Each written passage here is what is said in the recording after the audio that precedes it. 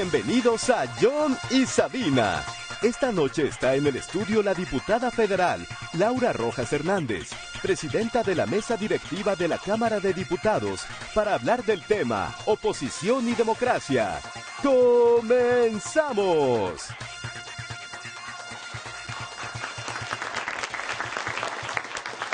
¿Cómo están? Bienvenidos todos aquí a otro programa de John y Sabina. Aquí los invitados especiales son de un joven de la UNAM, ¿verdad? A ver, un aplauso. De la Universidad Bancaria de México. Y de nuestros queridos estudiantes aquí del Poli, del ESCA Santo Tomás. Un aplauso aquí también. Pues este fin de semana hubo un golpe de Estado en Bolivia. En Bolivia, qué tristeza, Coincides que ¿no? fue golpe, ¿verdad? Claro que fue un golpe. Coincido también es que era una situación problemática de un presidente que se ha reelegido varias veces, que llama a un referéndum, que no lo gana, pero finalmente él estaba meditando qué hacer y antes de que pasara nada sucede el golpe. No, pero no estaba meditando, querida Sabina. Bueno. Él ya había anunciado nuevas elecciones. Bueno, el ahí domingo está. en la mañana, Ahí está. él cumplió con la OEA, aunque la OEA le jugó chueco totalmente desde el primer día. Y él dijo, bueno, vamos a nuevas elecciones. Y a las 2-3 horas después, los militares le piden que renuncien y México le abre los abrazos a querido Evo Morales y la derecha se vuelve pues loca. Sí, bueno, dicen que si viene Evo, pues también se va Andrés Manuel López Obrador. Bueno, sabes, es que la derecha a veces uno dice, ¿qué otra pecado van a cometer contra la democracia? Porque negar el asilo en México, la gran tradición de México es recibir a todos los que no lo necesiten. Yo soy hija de refugiados en este país. Luego de los judíos que se salvaron llegando a México, antes vinieron los españoles republicanos, luego los libaneses católicos, luego los guatemaltecos, los chilenos, los argentinos expulsados por las dictaduras. Todo tipo de gente ha llegado a México, los cubanos que escapan de pronto de Cuba y se vienen a México. Los gringos también que vienen aquí refugiados a México. A tomar el sol. 1 millón de norteamericanos viven en México. Esa es la gran tradición. Es una gran tradición. Y nos hace y además ricos. la defensa de la soberanía y de los países de América Latina, la unidad de América Latina, que alivio después de tantos sexenios de presidentes mexicanos que siempre sentían que tenían que pedir permiso a señor Washington antes de tomar una decisión así. Sí, ya no, ¿verdad? El avión de Evo Morales volaba por Europa hace unos años. Pensaban, la sospecha de Washington era que traía ahí a Edward Snowden, ¿no? Bajaron el avión en Viena, en violación al derecho internacional totalmente, y los países del sur de América Latina protestaron, pero México calladito. Y ahora ya estamos recuperando la soberanía, así que yo le mando un fuerte abrazo a Evo Morales y una fuerte bienvenida a este país que siempre será solidario con América Latina y las luchas democráticas. Y perfecta introducción para el tema que vamos a tratar con nuestra diputada, oposición y democracia. ¿Cuándo una oposición se vuelve tóxica? ¿Cuándo la democracia se borra de un país? Y llegan a los hechos como un golpe de Estado, ¿no? Así es. Laura Rojas, nuestra invitada hoy, muy importante, la nueva presidenta de la Cámara de Diputados de oposición, y cómo construir esta relación entre poderes. Pero primero, vamos con nuestro stand-up con Blanca Salsas. Un aplauso, por favor.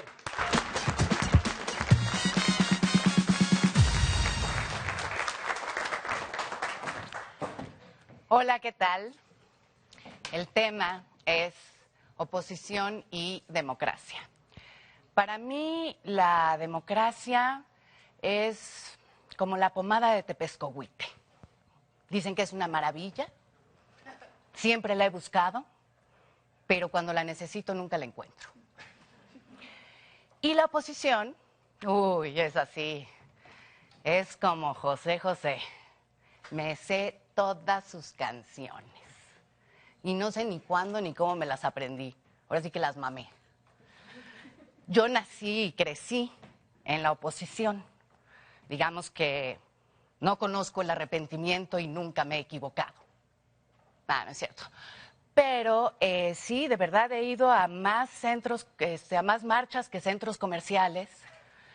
Me hace feliz ver a Rosario Ibarra sonreír y a Rosario Robles llorar. Y hasta el 1 de julio de 2018, la oposición fue mi casa, con mis tazas de Zapata en la cocina y mis playeras de Flores Magón en el closet. ¿Ah? Y el 1 de diciembre fui desalojada por voluntad popular y me mandaron a vivir a Palacio Nacional. Y ahí no me abrieron. Y hoy mi casa de la infancia ha sido invadida por toda clase de víboras y tepocatas, con una fuerte y severa tendencia al suicidio moral. Donde antes colgaba mi cuadro del Che Guevara, hoy cuelga uno de Chespirito. Ahora no me atrevo a hacer de oposición. Se ha vuelto mucho más peligroso con la Cuarta T. Hoy criticar al gobierno es una invitación para que vengan Fox y Calderón a quererte acoger con un caldo tlalpeño. Y yo no me arriesgaría a otra acogida de ellos, ni aunque existiera la posibilidad de que me quisiera acoger Gael García Bernal. Pero bueno, tampoco hay que ser tan duros con la oposición. Digo, no hay que quitar méritos. Nosotros jamás hubiéramos sido como oposición tan buenos si el gobierno no hubiera sido como gobierno tan malo. No, digo, seamos francos, no es por demeritar la lucha, pero AMLO en campaña se pudo haber limitado a decir, yo les prometo que voy a enjuiciar a los expresidentes y después voy a echar la hueva a todo el sexenio. Y aún así hubiera ganado, y hasta con más margen. No, AMLO no está haciendo las cosas que yo haría, ni como yo las haría. Pero no estoy decepcionada de él. Y no porque sea fanática de AMLO, sino porque si yo las estuviera haciendo ya hubiera hecho un desmadre. Probablemente ya hubiera violado un par de derechos humanos. Y sí, se vale oponerse. Y se vale decirle al presidente qué es lo que tiene que hacer. Yo no le digo qué hacer, pues porque no les quiero arruinar la vida. De nada.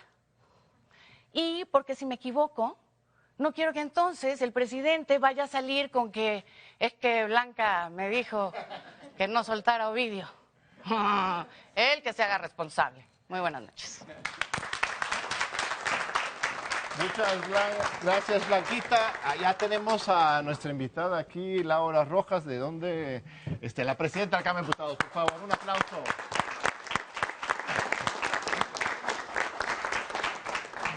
Hola, ¿cómo Bienvenida, están? bienvenida. Hola, Aquí ¿cómo estamos. estás? Hola, Sabina, ¿cómo estás? Bienvenida, Hola, muchachos, Laura. ¿cómo están? Buenas noches. Hola, acá está, buenas noches. Ay, hola, ¿cómo están?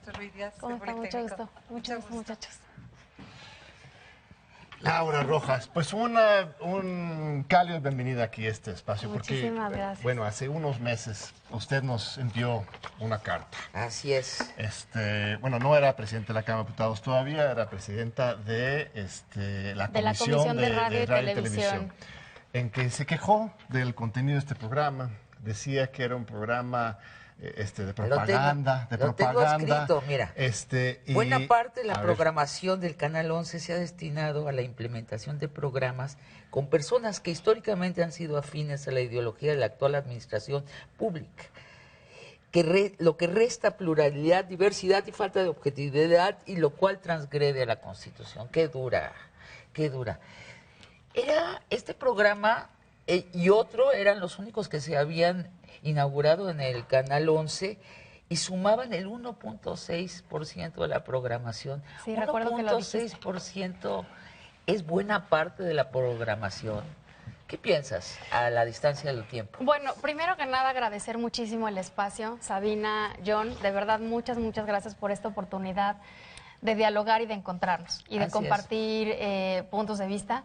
Creo que es bueno que empecemos justamente por este hecho que, claro que sí. que de alguna manera pues marcó nuestra relación y Nos hizo conocernos. nos hizo conocernos. Y lo primero que quiero decir es ya, abrazos no balazos, ¿no? Eso fue en una época en la que yo presidía en efecto la Comisión de Radio y Televisión.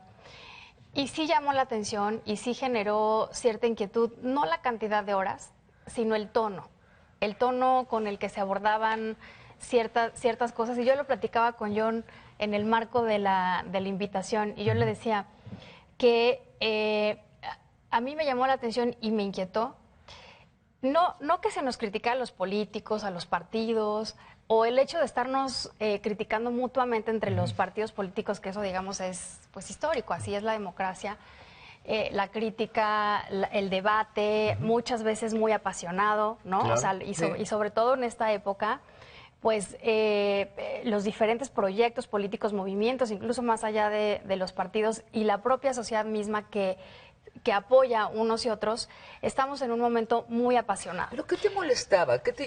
Voy a eso. Entonces, eso no era ni la cantidad de horas, ni era, digamos, este apasionamiento. Lo que a mí me inquietó fue el tono con el que, desde mi punto de vista, se empezó a expresar de parte de la sociedad, de los ciudadanos, ¿no? O sea, cuando desde este medio público, particularmente de estos dos programas, al principio. El Me Too Al principio. era No, habla de la narrativa, maroma, porque la que se queja, burlaba de Dennis Dresser y del ITAM y estas exacto, cosas, porque ¿no? la queja fue contra los dos programas. Y sí quiero decir, con toda honestidad, que era mucho más hacia ese programa. O sea, y aquí quiero hacer esa aclaración. Tampoco me gustaba la maroma. Esa aclaración pública. Entonces, cuando yo sentía que los medios públicos, y lo sigo diciendo, no deben de jugar un papel que abone más a la polarización, que abone más a la confrontación. Eso no quiere decir... Pero no será, eso Laura, quiere nada decir- más que te... o sea, lo eso que no pasa es, es que... acabo el argumento. Sí. Eso no quiere decir que no deba de haber pluralidad en los medios. Qué bueno que haya pluralidad en los medios. Y coincido y otorgo que antes del cambio, de la llegada de la 4T, digámoslo así, sí había voces que no estaban en los medios públicos. No había lo reconozco. programas No, los izquierda. medios, los medios en general, no solo en de los general, públicos. Yo totalmente. personalmente fui totalmente Sí. desde Calderón, Peña Nieto, expulsado Sí. de la televisión y de la radio. Había una lista de censura ahí. Entonces, de repente que podemos tener una pluralidad. Eso Yo está entiendo muy bien. pero asustó y preocupó a O sea, que habláramos desde 100 la izquierda. 100 personas firmaron contigo. No hablar, Laura. no hablar desde la izquierda, quiero ser muy clara en eso. Creo que cada quien tiene no solo el derecho, sino que en una democracia es sano que cada uno hable desde su posición. Pero cuando ya te vas a abonar a una narrativa de polarización, abonando en los calificativos, en las etiquetas de la sociedad, no en los políticos, no del PAN, no del PRI, no Pero hacíamos de los eso, políticos. no hacíamos eso. En mi opinión, sí lo vi así. Y Chairos sobre y todo, fifís. chairos y fifís, Bueno, pues etcétera. ahí está, nos dimos con la cubeta tú y yo. Exactamente. Entre él y yo diferimos y entonces, ¿a qué narrativa abonábamos y deferíamos? Sí, no, a esa precisamente. O sea, desde mi punto de vista, los medios ¿Te públicos... preocupó la intensidad de la confrontación? El tono. Claro. El tono. Es que en este país, Laura, mi opinión es que la televisión es como Versalles. Todo es así, por favor. Y después en la cámara se avientan y Con se la dicen cubeta. cosas terribles.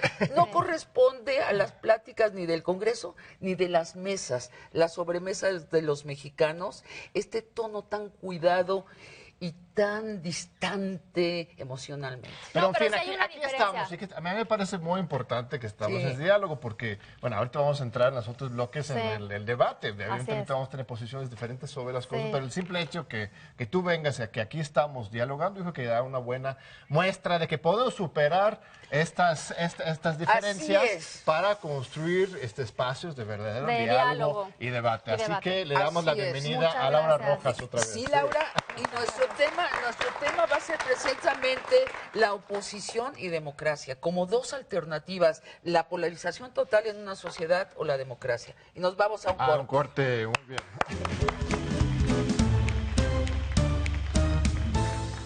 En México hay más de 40,000 personas desaparecidas. A veces nos dicen que lo superemos, pero ¿cómo vamos a superar algo que no hemos visto? Familiares y amigos viven con una angustia e impotencia por la falta de justicia. Yo lo que quiero es que encuentren a mi hija. Yo quiero que vayan y hagan su trabajo, que investiguen. Yo no voy a parar la lucha hasta saber de ella. Antípodas, una voz para los que no están. Martes, 23 horas. La etapa de madurez de las personas es un buen momento para conocer los aspectos del envejecimiento.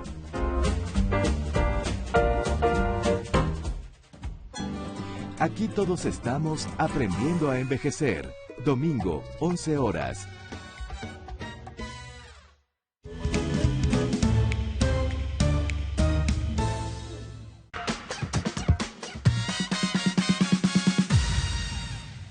Hoy hablamos de la oposición y la democracia, una dupla necesaria para que realmente funcione el sistema político en un país. La palabra oposición se utiliza en primer lugar para referirse a los partidos políticos que no controlan la presidencia. Durante el sexenio anterior de Enrique Peña Nieto, los partidos del Pacto por México, PRI, PAN y PRD estaban al mando, mientras Morena era la oposición. Pero hoy, con Andrés Manuel López Obrador en Palacio Nacional, estos mismos partidos ahora son de la oposición. Por otra parte, para muchas personas la división de poderes en nuestro país, en ejecutivo, legislativo y judicial, es una forma de oposición, ya que estos tres muchas veces se contraponen entre sí. Pero ello no es siempre el caso. La democracia también puede implicar la colaboración entre poderes. El ministro presidente de la Suprema Corte de Justicia de la Nación, Arturo Saldívar, en un programa reciente de Johnny Sabina declaró: en ningún país desarrollado los jueces son oposición del gobierno. Pero en Brasil porque sería obstaculizar permanentemente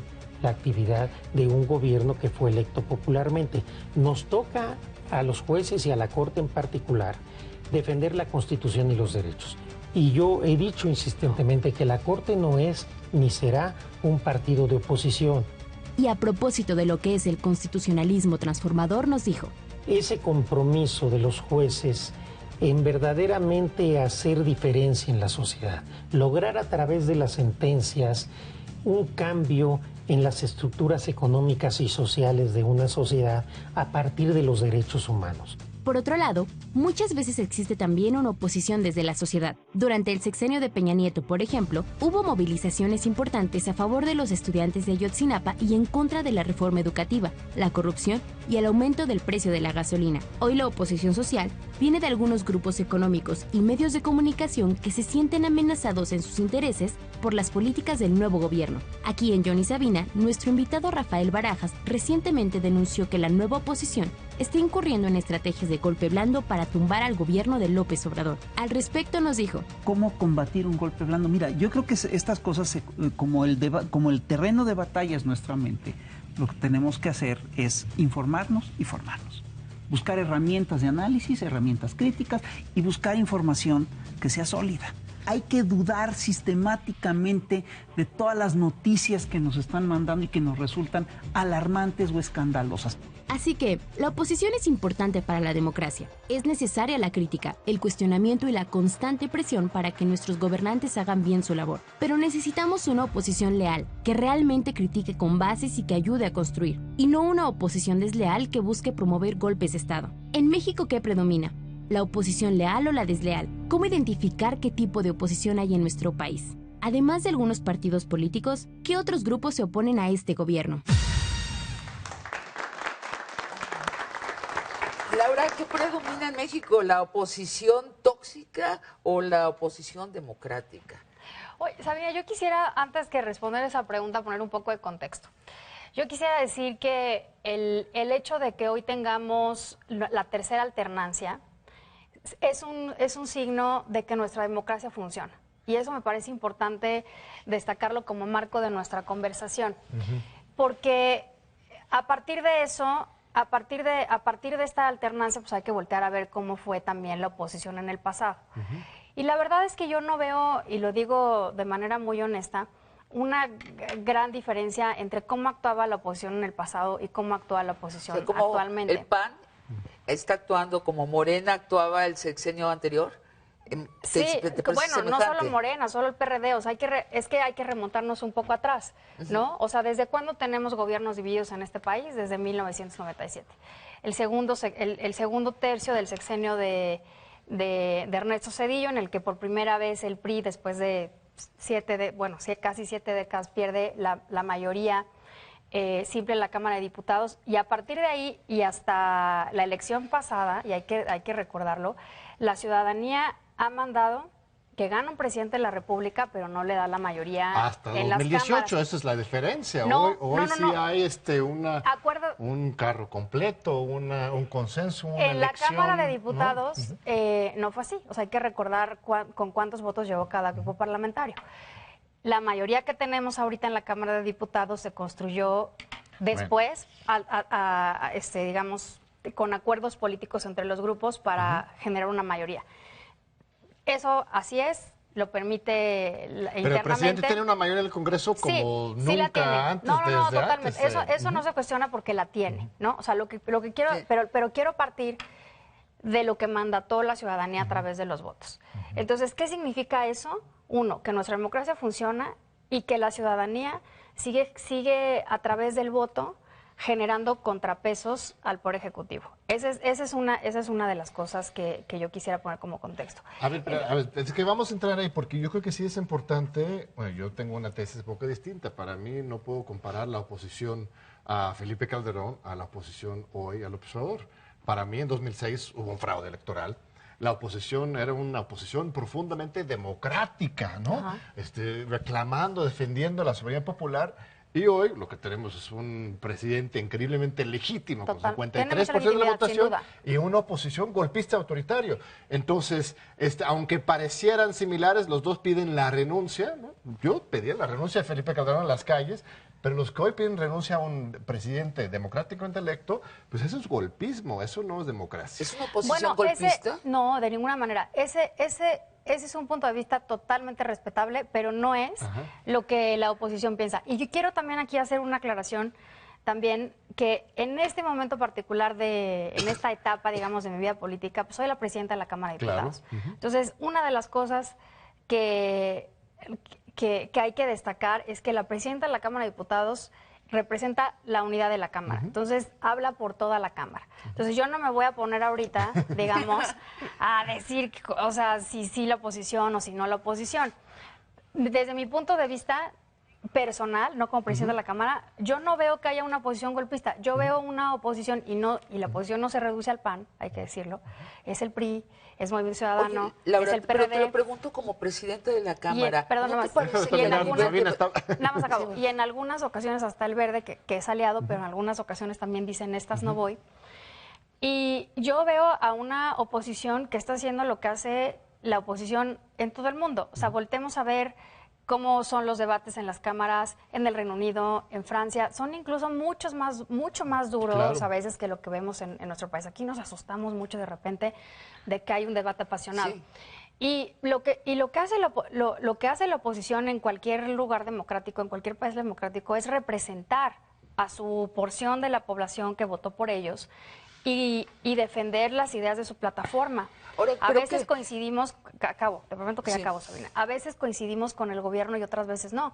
Creo que a veces nos fijamos mucho en las cosas en las que no coincidimos, pero hay que ver el número de dictámenes que hemos votado en el Senado y en la Cámara de Diputados, todas las fuerzas parlamentarias, que son bastantes, ¿eh? Ahora, te pregunto, la percepción que yo tengo es que en el Congreso se siente una democracia muy viva. Pero fuera del Congreso, la oposición en las redes parece ser golpista. O sea, el nivel de estridencia de las acusaciones, el nivel de golpeteo, de noticias falsas, de amenaza de golpe de Estado continuo. O sea, cualquier noticia sucede trágica, digo, en un país tan grande como este, tienen por fuerza que suceder desgracias, como por ejemplo Levarón. Y de pronto es el incendio de las redes pidiendo la renuncia al presidente. Estamos en el primer año. No hemos llegado al primer año y mi sensación es me siento sorda de tanto grito ¿Qué piensas Sí, tú? Mira, yo pienso que en el tema de, sobre todo las redes sociales y particularmente Twitter, sí desde hace, pues no es nuevo, pero pues tampoco es viejísimo, digamos, es más o menos relativamente reciente. En efecto, las redes sociales sí están muy polarizadas. Y yo creo que justamente este tipo de espacios sirven para poder hablar hablar con respeto, ¿no? O sea, poner las ideas en la mesa y poder encontrar que yo sí soy una convencida de que los que estamos en política estamos obligados a hacer política. Y hacer política significa tratar de encontrarnos en las coincidencias, por muy difícil que parezca. ¿Por qué? Porque lo que se trata no es de quién tiene la razón, así a fuerza, yo sí tengo la razón y tú no, no. De lo que se trata, al menos en la Cámara de Diputados y en el Senado, yo creo, es de darle resultados a la gente. Para eso nos eligieron. ¿Qué opinas, Laura? Perdón, ¿se te puedo tutear? Aquí estamos Sí, claro que sí. Conversando de Juan Guaidó. ¿Qué opino de Juan Guaidó? Bueno, estábamos en la Cámara de Diputados de México. Lo que pasa es que Juan Guaidó es el presidente de la Asamblea Nacional, se llama en Venezuela, la Cámara de Diputados de Venezuela, que desde la posición que tú tenías, hizo un golpe al otro poder. Se declaró el presidente legítimo. Yo lo digo porque... Y en Bolivia la que va a tomar posesión posiblemente va a ser la presidenta de la Cámara. Entonces, eso es el miedo, la preocupación muy franca que yo tengo, después de haber escuchado al Fisgón, a Rafael Barajas aquí, digo, y haber visto compañeros tuyos en las redes enojados por la invitación a Evo Morales aquí, celebrando el golpe en Bolivia, posiciones muy favorables a favor de Guaidó también. Mira, Laura Rojas pues estaba presente en la Cámara y estábamos esperando el momento para paz. No, a ver, no, yo sí creo que a lo largo de la historia el PAN, o sea, yo creo que hay que ver también un poco la historia de cómo se ha comportado cada partido político en este país.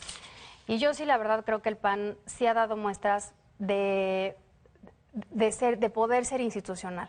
O sea, en la Cámara de Diputados y en el Senado, cuando le ha tocado presidir las cámaras al PAN, que nos ha tocado presidirlas siendo gobierno y siendo oposición, desde antes del 2000 y durante el sexenio de Peña Nieto.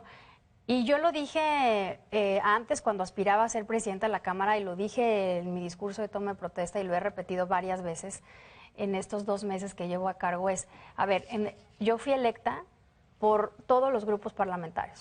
Me dieron la confianza. Vamos a un breve corte y regresamos con esa idea, Laura, por favor. Sí.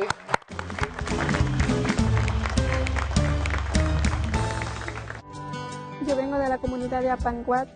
Me hago caminando 1 hora y media. Llegan estudiantes de 7 comunidades rurales. Ellos saben que aquí están las herramientas para luchar por una mejor calidad de vida para ellos y para sus familias. Mi beca la utilizo para comprar mis uniformes y pagarles un salario a mis maestros. Pienso más que nada ahorrarla para los gastos que se aproximan de la universidad. Si yo no tuviera ese recurso, tal vez no hubieran estudiado. Hagamos que suceda. Un programa con Ana María Lomelí. Miércoles, 23:30 horas. Cine del 11 presenta. Pero necesitamos un mecate. ¿Y dónde agarro un mecate? Con el alambre. Uy, ya tiene hambre. No me des el alambre. Ay, se me cae. No. Ciclo Comedia de Oro. Suerte te dé Dios. Viernes, 23 horas.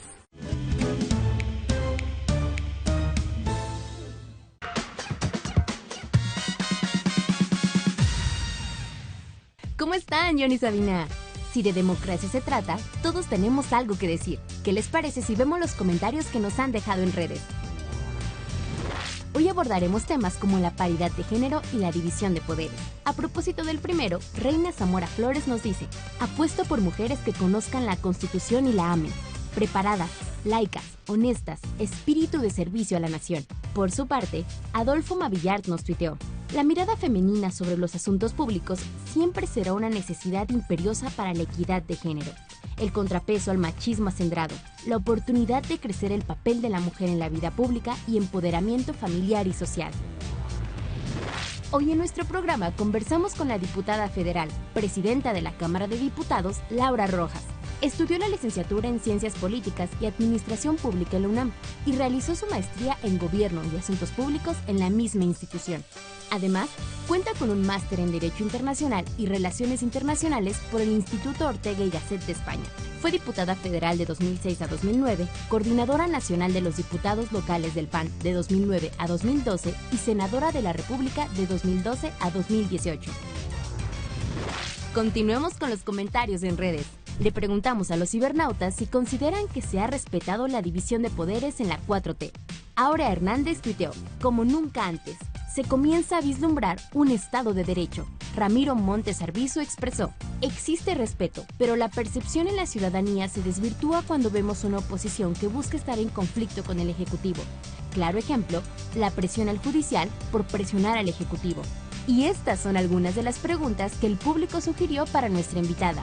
Que relate la forma en que se ha preparado para ocupar su cargo y así facilitar el curso de la democracia. Tuiteó Radio Ecléctica. Y Raúl Cisneros pregunta, ¿qué rol deben jugar los partidos políticos en nuestra democracia? Finalmente, en Facebook, Javier Alcántara Cid propuso, ¿qué opina de la corrupción en los sexenios de Calderón y Fox? ¿Qué opinión tiene de la ley que da la libertad de elección a las mujeres para decidir sobre el embarazo? John, Sabina, les dejo estas propuestas para nutrir la conversación de hoy.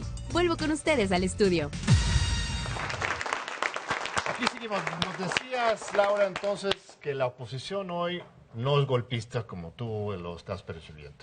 Bueno, ¿No hay o nada más la tuya? No, termino la idea anterior, o sea, decía que este miedo de si Laura Rojas, por ser del PAN, de repente va a decir, no sé, ¿no? Se va a autoproclamar presidenta. Me voy a autoproclamar presidenta de este país y voy a decir que el presidente López Obrador ya no es así. No, para empezar porque nuestra ley no lo permite, o sea, no hay ni siquiera esa posibilidad. En Venezuela encontraron un argumento legal que ellos lo utilizaron así, aquí no es así, pero más allá de que si existe o no esa posibilidad legal, a ver, yo nunca lo haría, o sea, yo soy una mujer de palabra, este es mi 10º año como parlamentaria, he tenido compañeros de la derecha, de la izquierda y además tengo 20 y tantos años en la política, no solamente en el Congreso. Y yo me comprometí a ser institucional, me comprometí a respetar la ley, lo juramos. Y además, pues, la verdad es que yo sí soy una demócrata, John. O sea, yo sí creo Pero que... sí reconoces que existe una oposición golpista. No, yo no. ¿A qué hora dije eso? Yo te estoy poniendo enfrente, para mí es absolutamente evidente, tú te deslindas de eso, pero no, yo no creo eso. Hay un concierto de voces que celebraron el derrocamiento de Evo Morales, que aplaudieron de pie la autoproclamación de Juan Guaidó de que él era el verdadero presidente con el apoyo de Washington y Trump. Hay muchas personas que celebraron eso. Eso no es ser una oposición institucional. Entonces, yo sí sostengo que en México no hay una oposición que esté buscando hacerle un golpe al presidente López Obrador. Eso sí lo sostengo y además hay que recordar la definición de golpe de Estado. O sea, golpe de Estado es un derrocamiento por parte de las Fuerzas Armadas. Y aquí yo no veo a las Fuerzas Armadas de ninguna manera. Hay golpe blando y hay golpe duro, son las dos diferentes. Golpe de Estado. Pero no, o sea, si me vuelves a preguntar, o sea... Hablamos de esto de la democracia. El PAN tiene un proyecto de país, la izquierda tiene un proyecto de país, son opuestos, son muy distintos, pero hay un terreno al centro de la derecha y de la izquierda que es esto de la democracia, que consiste en la defensa de ciertos valores sin los cuales la contienda entre derecha e izquierda podría volverse una guerra civil. Precisamente es la defensa de la libertad de expresión, la defensa de la verdad, la lucha contra la mentira, la lucha contra la corrupción. Podríamos agregar unos cuantos más. Yo lo que veo es que los partidos en este país solo usan los mecanismos de la democracia cuando les conviene. No veo a nadie defender ese terreno central de la democracia. No veo a nadie decir, vamos a defender esto. No se valen mentiras, no se valen verdades a medias, no se vale caricaturizar al oponente. No veo que ningún partido está alzando esto que se llama democracia. ¿Qué opinas, Laura? ¿Coincides conmigo? Sí, yo sí coincido contigo, Sabina, en esa parte. Creo que estamos pasando un momento en el debate político, en el debate, pues sí, el debate político de los temas públicos de nuestro país, en el que pareciera que a veces es más importante, como yo decía, demostrar que tengo la razón a fuerza, y que no se están debatiendo las ideas, sino que a veces caemos en el juego. En encestar, en tener un punto personal, ¿no? Bueno, sí, tener un punto, y además de ir, no en contra de las ideas, que eso pues, es totalmente legítimo, sano, necesario en cualquier democracia, sino en ir en contra de la persona, ¿no? Sí. A mí me han dicho cada cosa en redes sociales, bueno, que si estoy cachetona y entonces que me dicen decir, pues así nací, tengo los cachetes muy grandes, o sea, pero vamos cosas así. allí, espera, pero Laura, a ver, es que... acabo. Y entonces ya parece que estamos más sobre la persona que sobre las ideas. Entonces sí coincido contigo, Sabina, yo creo que hay que hablar de esto, ponerlo como un tema importante sobre cómo vivimos esta etapa de la vida democrática de México, y sí creo que hay que hacer un esfuerzo por decir, vamos debatiendo las ideas, se vale no estar de acuerdo. Pero incluso decirle a alguien del PAN, de tu partido, decirle, ¿sabes qué? Así no te dejo, no estoy de acuerdo contigo aunque seas de mi partido. No te dejo que pidas la encarcelamiento de una persona por razones que no vienen al caso, por ejemplo. Bueno, aquí, Laura, tú has escrito que Andrés Manuel López Obrador es un populista.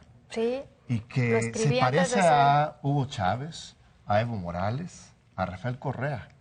Dices que la llegada de líderes carismáticos que concentran el poder al punto de controlar todas las instituciones del Estado y modificar las reglas del juego democrático a efecto de perpetuarse en el gobierno.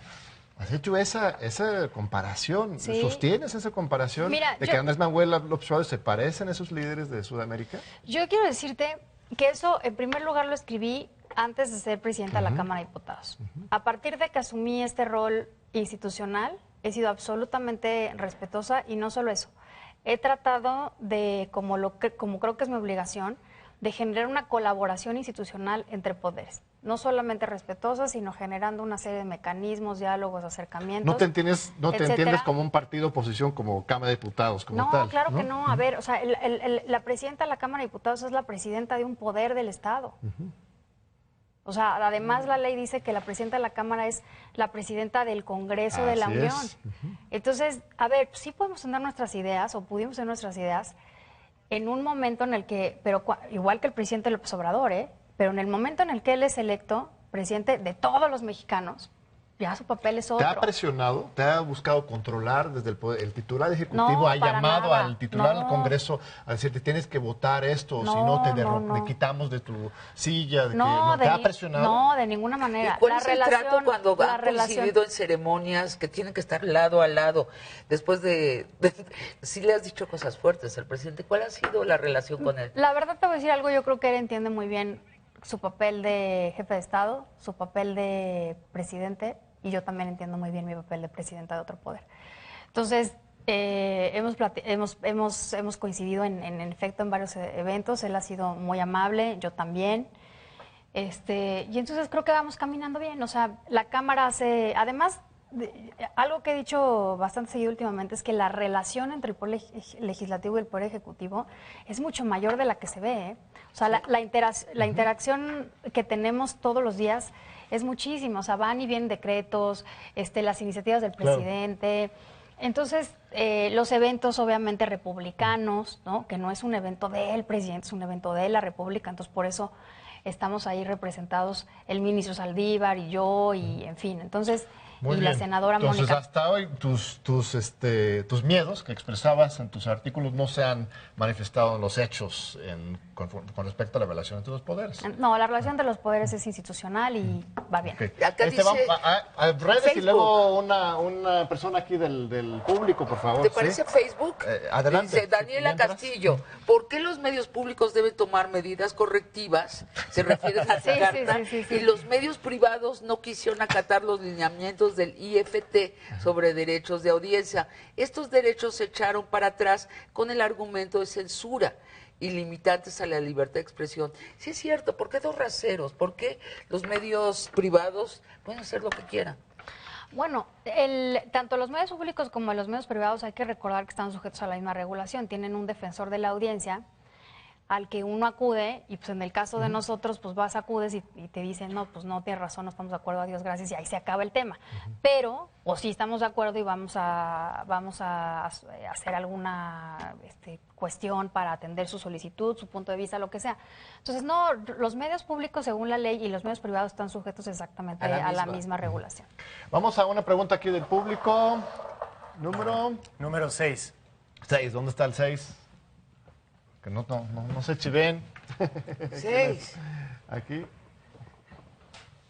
Una pregunta para nuestra invitada. Hola, ¿qué tal? Mi nombre es Ivania y mi pregunta es, ¿cuál es el mayor reto principal que tiene usted para poder lograr una soberanía democrática? Santo Dios. Ay, sí. ¿Ya contestó? Sí. Bueno, por uno. Una soberanía democrática. Bueno, yo creo que eso es una responsabilidad, digamos, de todos, ¿no? O sea, mantener la soberanía del país, de la nación, pues es una responsabilidad no solamente de una persona, sino prácticamente pues de todo el Estado mexicano. Y nosotros pues ponemos nuestro granito de arena de acuerdo a nuestra responsabilidad, que es pues generar las leyes, y particularmente la mesa directiva pues es la responsable de asegurar que los procesos parlamentarios se concluyan o se desarrollen con base pues, en lo que deciden las comisiones y lo que decide el Pleno, cuando no hay unanimidad pues por mayorías. Esa es la regla, ¿no? La regla de mayorías. Y en la medida en la que nosotros cumplamos con la legalidad interna y con la legalidad externa, en esa medida aportamos lo que nos corresponde para fortalecer la democracia, tener Estado de Derecho y pues ser un país también soberano. Una pregunta más antes de ir al corte. Número 19. 19. ¿Se anda por acá? Ahí. Buenas tardes, me llamo Ana.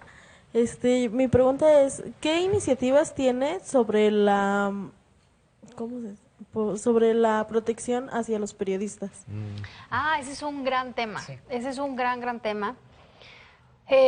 Ahorita, de hecho, yo firmé una iniciativa que está pendiente de dictaminar para fortalecer, para reformar el mecanismo que se llama de protección a periodistas y defensores de derechos humanos, que es un mecanismo, así se llama, o sea, que se encarga, que está a cargo de la Secretaría de Gobernación y que se encarga precisamente de pues, proteger la vida de los defensores de derechos humanos y periodistas y de asegurar o intentar asegurar pues, que puedan ejercer su profesión libremente, ¿no? Entonces, la verdad es que no ha funcionado, o sea, seguimos teniendo desafortunadamente muertes de protectores de derechos humanos y de periodistas sobre todo. En este año, sí, la última cifra íbamos en 6 o 7 solamente en lo que iba el año, si no mal recuerdo. Y seguimos teniendo este problema. Entonces, justamente yo firmé una iniciativa a principios de este año, por ahí de febrero o marzo, si no mal recuerdo, y está pendiente de ser dictaminada justamente en comisiones. Laura, nos vamos a un corte y regresamos.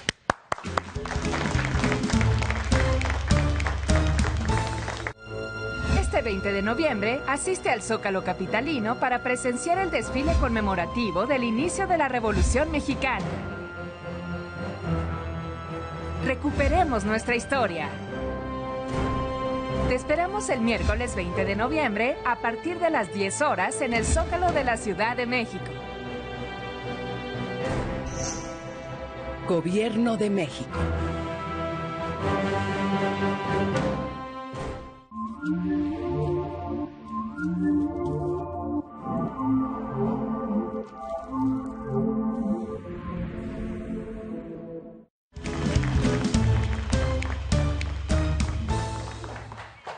Laura, has dicho que eres feminista, pero estás en contra de la libertad de las mujeres a decidir sobre sus embarazos.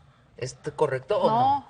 A pesar de ser panista, ¿estás en pro de la libertad de las mujeres de decidir sobre su maternidad? Mira, lo que he dicho muchas veces es que, incluso platicándolo con amigas mucho más feministas, digamos, es que yo creo que nadie puede decir que está a favor del aborto. No. Eso está, digamos, es un consenso, ¿no? O sea, el aborto es, pues ya, o sea, la última frontera, digamos. Es una decisión difícil, es la última frontera. Entonces, primero que nada decir, creo que como, o sea, el Estado, a través de políticas públicas y la sociedad, tenemos que hacer todo para evitar embarazos no deseados.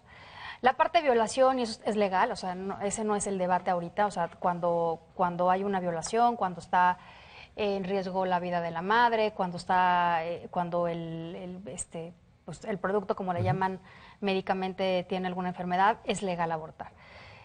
En el resto de los casos, creo que sí tenemos que hacer un esfuerzo y mucho más profundo para evitar los embarazos adolescentes, de muchas maneras, o sea, promover mucho más que hay formas de no embarazarse, que están ahí, los anticonceptivos, la píldora del día después, etcétera, etcétera. El tema de la adopción, que no hablamos, o sea, hablamos muy poco del tema de la adopción. La alternativa de que tengas el hijo. Sí, pero ahorita pero lo importante es quién decide. Eso, o sea, obviamente todos estamos de acuerdo que lo deseable, pero... Ajá. No, bueno, es que quiero dar todo el contexto para acabar, sí. ya voy a acabar la respuesta. Entonces pero lo digo porque no se está haciendo suficientemente bien. Todas estas políticas de adopción como alternativa, a la difícil decisión de una llegando mujer. a la difícil decisión de una mujer en la que ella decide abortar, no se le debe criminalizar. Ese es un cambio muy notable de las mujeres del PAN. Sí, yo también creo que es generacional. Yo escucho cada vez más a más mujeres de mi edad y las más jóvenes que dicen, no podemos criminalizar a las mujeres por abortar. De por sí ya están pasando por una situación difícil. ¿Y qué hacemos con las muchas que están todavía en la cárcel? Debido precisamente a gobiernos panistas que criminalizaron el aborto. Bueno, no solo panistas, es que aquí... Pero sobre todo, Pero es una corriente particularmente fuerte. No, pero claro. a ver, también no me acuerdo ahorita que he estado... O sea, yo creo que no es solamente aquí, sí, perdón que defienda, pero no es solamente un tema del PAN. Tenemos sociedades en estados que son muy conservadoras, y ahí...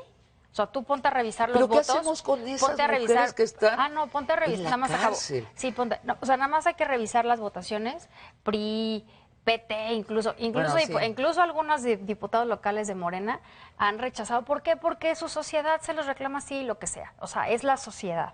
Y también hay que reconocer, Sabine y John, que en ese tema, igual que en el de la marihuana, por ejemplo, la sociedad... ¿Estás a favor de la legalización de la marihuana sí, o no? Yo sí estoy a favor de la regulación de la marihuana. ¿Eres del PAN, segura? Sí. Bueno, la sociedad está dividida. La sociedad está dividida en dos... Entonces, bueno, ya contesté mi posición. No se le debe criminalizar a las mujeres.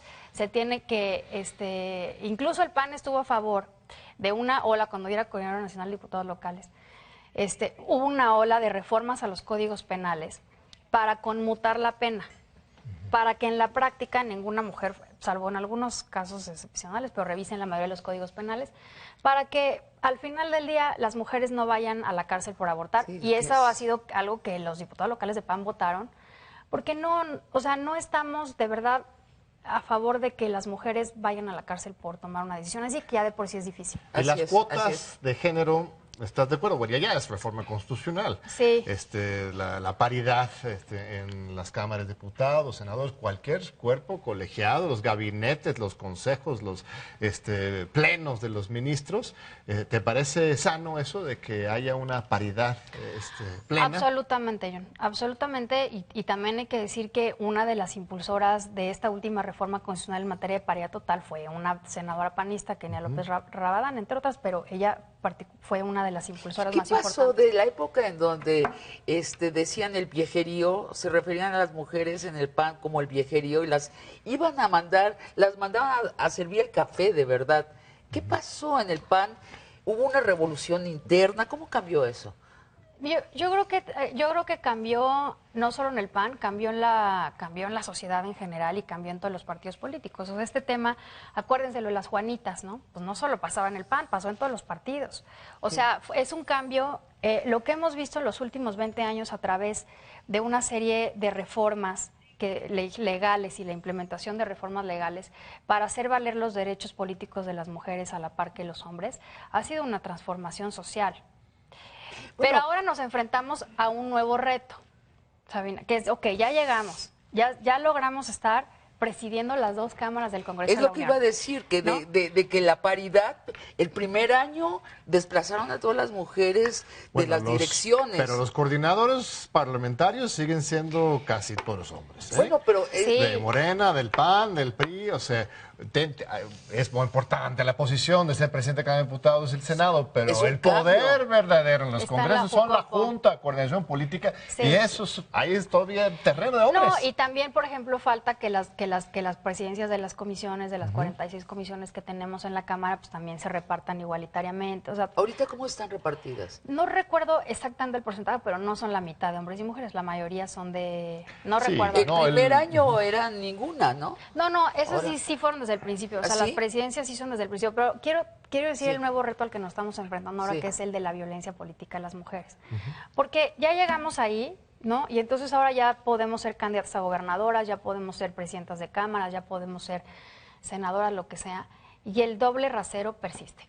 A una mujer o a un hombre no se le cuestiona si es capaz o no. Claro. Si comete un error un hombre, pues sí, ni modo, ¿no? Ni Se pex, equivocó. ni pedo, como dicen, ¿no? Pero si es mujer, no, pues ven, se los dijimos, no puede. Sí, las mujeres somos Entonces, incapaces, sí, por definición. o sea, tú tienes que Pero demostrar entonces, que de sí veras, puedes. el PAN ya no es machista.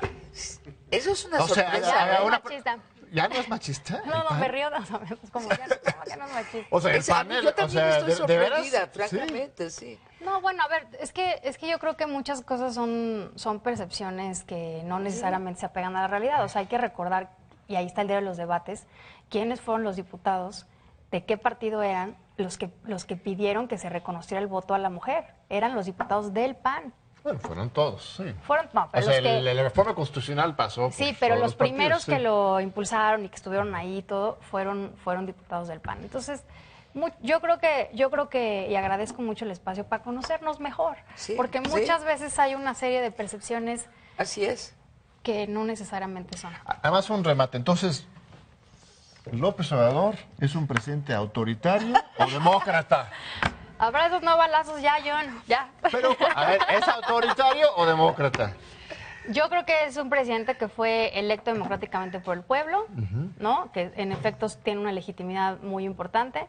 Eso se lo reconozco yo, se lo reconoce mi partido, se lo reconocen todos los partidos. Tenemos una Cámara igualmente electa democráticamente por la gente y tenemos que colaborar entre los poderes precisamente para seguir sirviendo al país y a la población. Mira, vía Twitter dice, y Enríquez 38, el debate político debe ser plural y abierto. Muy importante que haya diálogo con Laura Rojas y todos los representantes del Poder Legislativo. Yo también lo estoy disfrutando mucho, Laura. ¿Tenemos tiempo para una última pregunta aquí de los chavos? ¿Sí? Un minutito. Número 8. 8, rápido. Buenas noches, mi nombre es Ana Karen, soy estudiante del Politécnico y mi pregunta es, ¿usted cree que realmente la oposición en México es democrática y hasta qué punto llega? Bueno, yo sí lo creo, yo de verdad sí lo creo y creo que no nos tenemos que asustar de que se le hagan críticas al gobierno, o sea, eso es normal en cualquier democracia, en cualquier país y también creo que hay que entender que el poder, como dicen, el poder desgasta. O sea, no siempre va a tomar decisiones, Reales. de Estado, reales, pues desgasta. A veces te salen bien, a veces te salen mal. O sea, es normal y es humano, ¿no? O sea, todos los presidentes, todos los diputados, o sea, nos equivocamos. ¿Por qué? Porque al final del día somos personas. Y yo sí creo en que la mayoría de los gobernantes, la mayoría, evidentemente hay unos pillos tremendos, pero la mayoría somos personas que tomamos una decisión con la información que tenemos en ese momento, pensando en qué es lo mejor. Muchísimas gracias a Laura Rojas. Un aplauso. muchas gracias. Nos vemos en 8 días aquí con Lorenzo Meyer, aquí en Johnny Sabina. Muchas gracias.